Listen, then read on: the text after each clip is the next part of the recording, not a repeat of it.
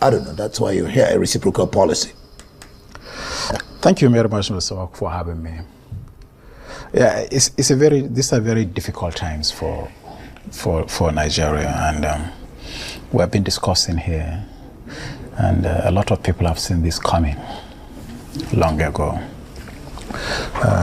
We have been unfortunate, I would say, for a couple of months, running into a year, about the kind of visibility that is given to us around the world. I'll call it infamous visibility, where Nigeria is being dragged from so many directions, both domestically and at international level. And sometimes it is the domestic conversations that are weaponized, unfortunately, at the global levels. And the country has been without representation that can never be ignored for more than 2 years. Yeah. Where these unsavory voices, to say, were left unchecked. Our side of the story was never had. The conversation within Nigeria was very toxic. Let me be very, very frank. You know, how we handle issues of terrorism, you know, banditry, whatever we call it. A general was caught alive and shot on live camera. Bandits, or whoever they are running around in the entire Northwest and North Central. Villagers have become accustomed to convoys of terrorists with military-grade weapons coming for peace meetings with totally subdued communities. Peace meetings. Indeed. And then you have civilian voices from within the civil society, some of them highly placed, you know, trying to reframe the security conversations, talking about amnesty, talking about grievances. And then we have the Christian genocide accusations. So all these things have been left unchecked for months and years, you know, collided with Trump presidency. And of course, the Trump presidency is not here to joke. Since January 20th this year, the president has been very clear, and those were his campaign promises. And he's determined to keep them, to keep his base happy, number one. Number two, to extract the best possible deals and concessions for his country. So these are very, very bad times for Nigeria. You know, our relationship with the United States is quite intense, and it's mostly predicated on exchanges of cultures, scientific exchanges, education. And if you look at the ban, these are the worst hits. That has been suspended outrightly for 6 months. I mean, suspended indefinitely. But if you read the details of the suspension notice, that after 180 days, which is roughly 6 months, the Secretary of State, the Homeland Secretary, will approach the President of the United States again through his assistant on Homeland Security and see how much these countries have complied and updated their system. So it's a very, very difficult situation where vetting processes, completely a country without identification. Yeah, like you just told me, I'm sure so many Nigerians are wondering, on tenterhooks. The question of entry, I mean, there was talk about FMJ visas, the B1, B2, and, you know. What's going to happen now on, what does this mean that people, how is it going to affect entry into the US? Let me put it like that. Well, according to the suspension notice, I think there's suspension category and there's restriction category. So the visitor's visa, V1, the business visa, B2, student's visa, F, technical exchanges, I think M and J exchange programs, these are outright suspensions. And then the other categories, there are restrictions. Restriction means if you previously get a 1-year multiple entry visa, perhaps they say at the discretion of the consular officers in the United States embassies and consulates, they can give you 1 month single entry. So, but for the B1, B2, F, M, and J is outright suspension, but it doesn't affect holders of valid visa. It doesn't affect athletes who are going for so those are the sports. So those are the exactly. So those are the categories under restrictions. So they're not suspended. So, but if you look at the volume of our exchange, our consular relationship with the United States, if you take out business visas, if you take out tourist visas, if you take out students visas, if you take out exchange program visas, if you take out technical and vacation skills visas, the Nigerians should be worried. It's a serious consular mess. Our relationship is usually around cultural exchange, educational exchange, scientific exchange.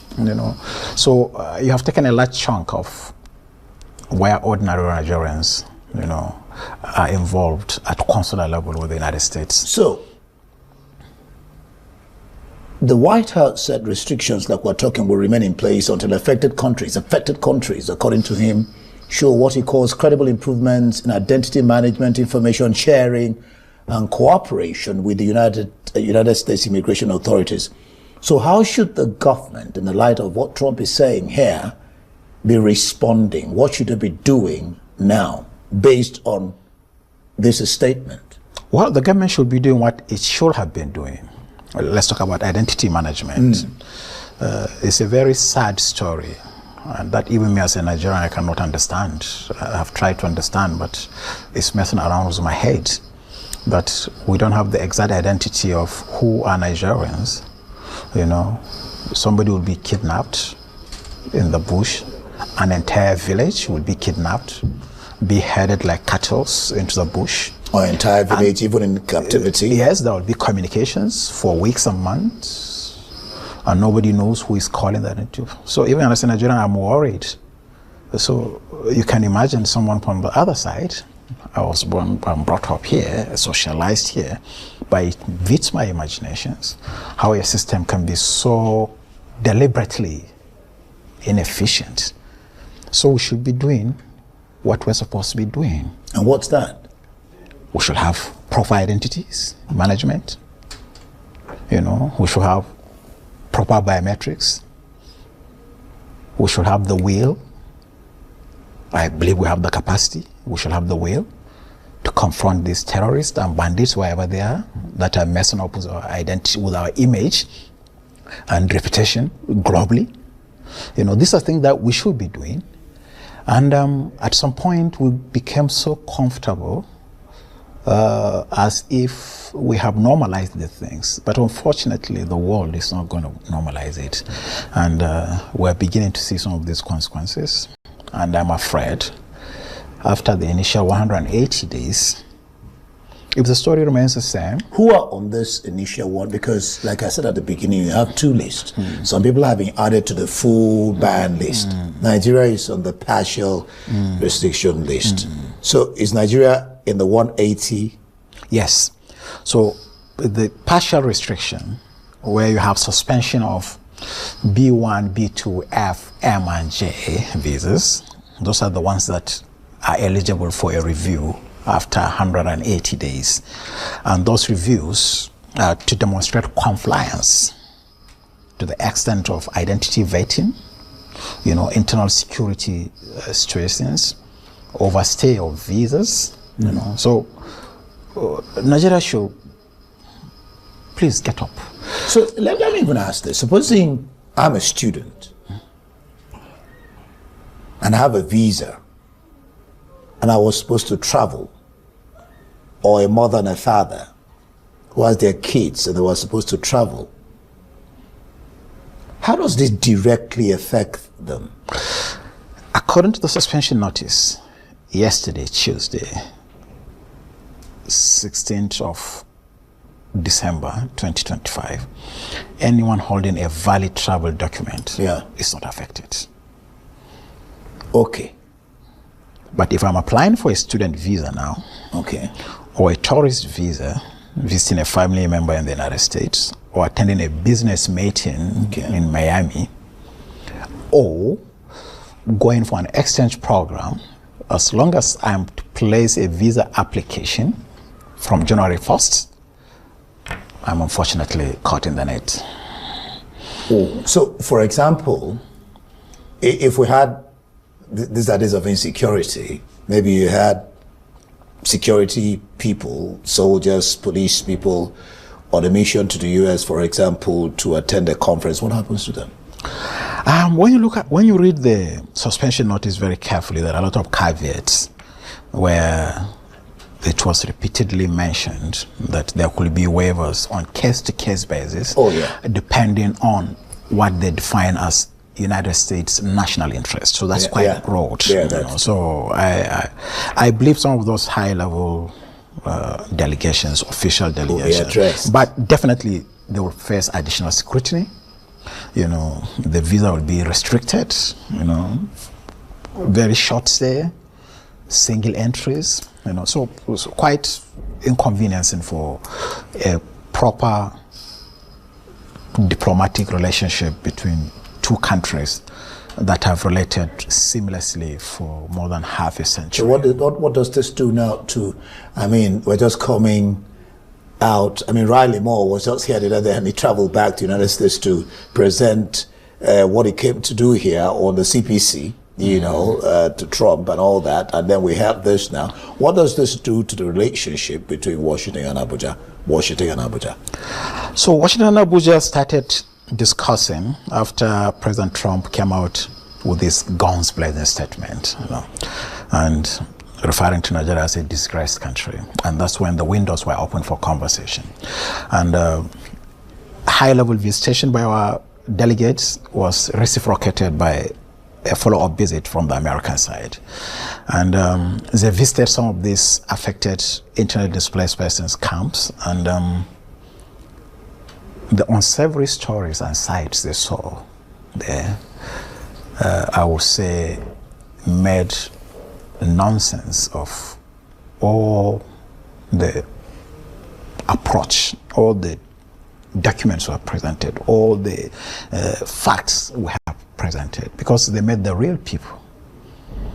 We try to present serious issues of security, transnational, military-grade conflict, as farmer had a clash.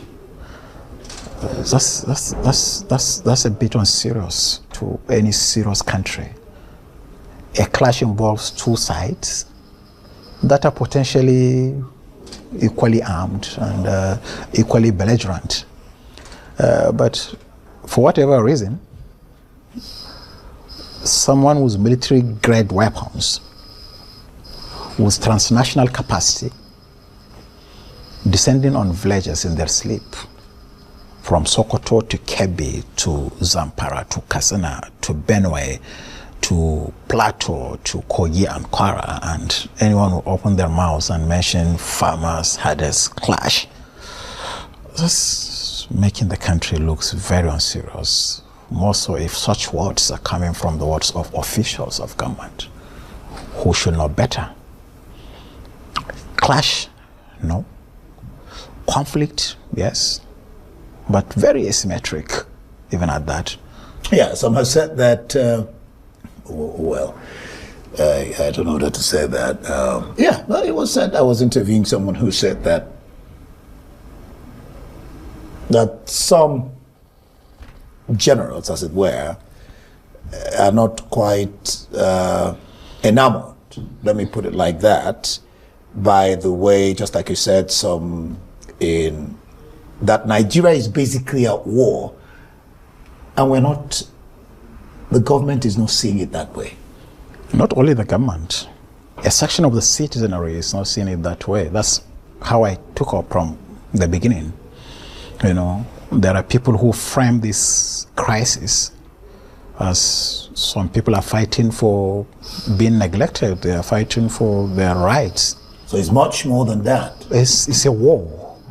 And the earlier the government and the treats it as such, and serious stakeholders in the country get rid of ethnic, religious, and regional sentiments, and treat criminals as criminals, the entire world will treat us as criminals. Treat criminals as criminals and not gap them in some borrowed... When you deal with criminals, whoever is remaining, who comes out with his hands in the air, total surrender, you take them in. But you first have to deal with the criminal elements. Now, you disarm them and decimate them. Then you give amnesty to whoever is willing to take amnesty on your own terms as a not state. On their terms. As a state. As a state, yeah.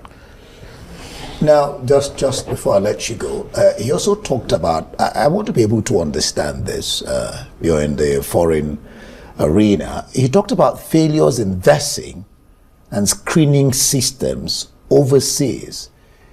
Is he referring to the US systems? And what about our own vetting systems? Yeah. What does this really mean? Okay, I think he's referring to our own vetting systems, and I think at this level, I would say Nigeria has done well over the years in the passport control systems. Our passports are no longer as easily forged as it used to be. So, but there are still issues with, they mentioned forging of certificates to gain admission into institutions, fake marriages, love scams. So it's very difficult for them perhaps to vet marriage proposals. It's very difficult for them perhaps to vet some of our certificates, which as Nigerians, we should be honest with ourselves. I just finished with the security. We should be honest with ourselves that we have a forgery culture, and that should be addressed too. And those are the issues, the 180 days Okay, this is what he was referring to. These are the issues, that how much are these countries compliant with this.